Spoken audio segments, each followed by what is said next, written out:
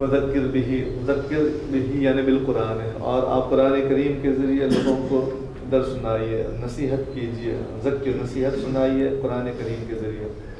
صرف دو چار باتیں ہم نے سیکھ لی سرسری طور پر اور نصیحت کے لیے پہنچ جائیں، ایسا نہیں۔ ذکر بالقرآن یعنی پہلے قرآن کریم کو سمجھو، قرآن دلائل کو سمجھو، اور پورے احوال وغیرہ کیا کیا ہو چکے ہیں، تاریخ کا مطالعہ قرآن کریم ہی کے ذریعے آپ کر لیجئے کہ سابقہ امم نے کیا کیا ستایا، کیا کیا اعتراض کیا، اور پیغمبر نے کیا جواب دیا، اور پیغمبروں نے ان کے ساتھ کیا سلوک رکھا۔ خلاصہ یہ کہ پہلے علم حاصل کرو، آگے سب نے یاد رکھے۔ ذکر بھی قرآن کریم کے ذریعے ان کو نصیحت کیجیے۔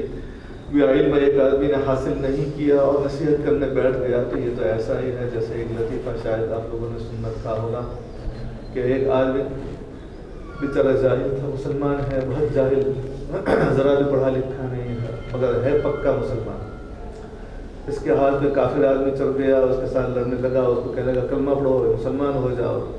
اس نے منع کیا، یہ لڑا اور اس کے ساتھ اس کے سینے پر چڑھ بیٹھا۔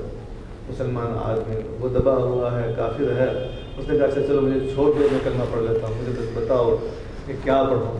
اب یہ بیچارہ اس کے سینے پر بیٹھا ہوا ہے، اس کو خود کو کلمہ معلوم نہیں۔ اب یہاں سے اتر کر کے جا رہا ہے کسی مولانا صاحب کے پاس اور پوچھ رہا ہے کہ کون سا کلمہ، کتنی دیر میں توبہ کیا ہے۔ بہرحال یہ قصہ ہے، یہ پہلے علم حاصل کرو اور اس کے بعد نصیحت کرو، یعنی گویا پکا علم، صلاحیت اور استعداد کو مکمل کرو۔ قرآن کم سے کم قرآن کریم اور احادیث نبویہ کا علم پکا حاصل کرو۔ معمولی سرسری گویا باتیں علم کی جو سنی سنائی ہوتی ہے، فضائل کی قبیل کی یا ایک تقاریر کے قبیل کی دو چار تقریریں ہم نے اپنے موبائل میں اس کو محفوظ کر لیا، کمپیوٹر میں سیو کر لیا، اور اسی طرح تو ہم نے سمجھ لیا کہ ہم نے 10 20 50 تقریریں یاد کر لی ہیں اور 50 تقریریں ہم نے کتابوں میں پڑھ رکھی ہیں۔ بعض گویا ادھر ادھر کے مواعظ وغیرہ کو ہم نے خرید کر کے اپنے الماری کی زینت بنا رکھا ہے۔ میں کسی مواعظ وغیرہ مجموعے مواعظ وغیرہ کی کوئی برائی نہیں کر رہا، سب کارآمد چیزیں ہیں، یقیناً بہت مفید چیزیں ہیں، مگر قرآن کو یہ مواعظ لکھنے والے کہاں سے تیار ہوئے؟ ان کی سیرت کو اگر آپ ٹٹولے کے معمولی ہوگا تو آپ کو معلوم ہوگا کہ یہ بیچارے تاریخ کتابیں اتنے امبا لکھ کر کے نہیں گئے، حکیم الامت تھانوی اتنی ساری کتابیں لکھ کر نہیں گیا جب تک کہ انہوں نے قرآن کریم کو پکا سیکھا نہیں۔ اسی سے تو وہ نکال کر کے بتاتے رہتے ہیں۔ بہرحال مواعظ وغیرہ سے علم حاصل ہونے والا نہیں ہے، یہ میرے صاف الفاظ میں کہہ رہا ہوں۔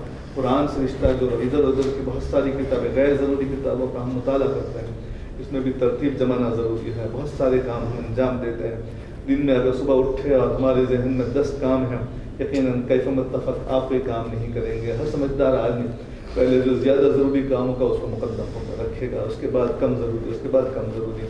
تو ہماری گویا مطالعہ کی بہت ساری کتابیں ہم نے خرید رکھی ہیں یا خریدنا چاہتے ہیں، کیف متفق نہیں ہے۔